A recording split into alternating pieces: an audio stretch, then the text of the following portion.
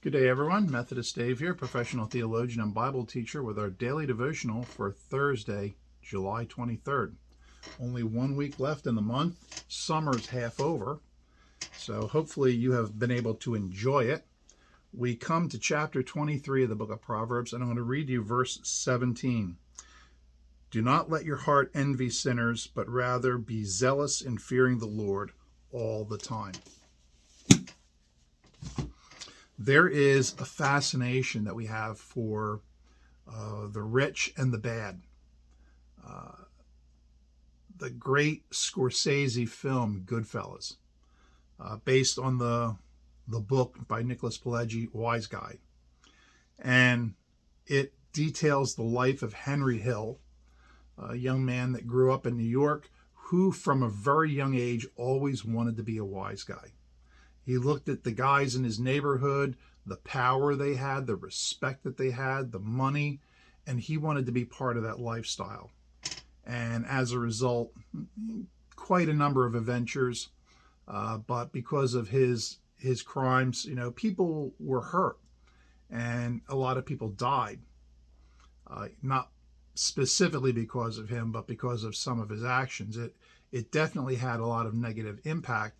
And even though for him it worked out a little bit, certainly not for his wife, certainly not for his children. His children suffered the most. You never hear anything about them because they don't even want people to know that he's their father. They're ashamed of that. You've ruined your kids' lives. Whatever you build in your life, when you ruin your children's life, that's not good. We had the young man Carmelo Anthony.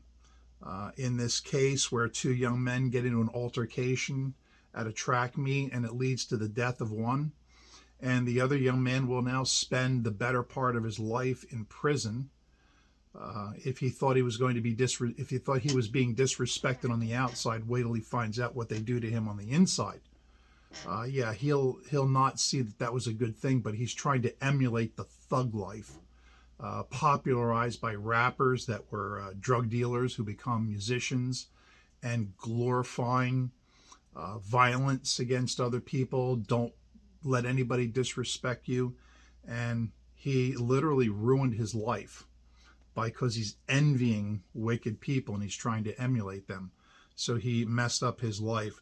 Great musician and singer Amy Winehouse, who had a beautiful voice, a definitely unique look, different sound, a very, very talented young woman whose famous song is Ain't Gonna Go to Rehab, No, No, No. And she wound up dying of alcohol poisoning in her room alone, drank herself to death. What was it about her life that wasn't bringing her fulfillment? She had success and fame, but it wasn't enough. These are not people to emulate. These are not people to envy.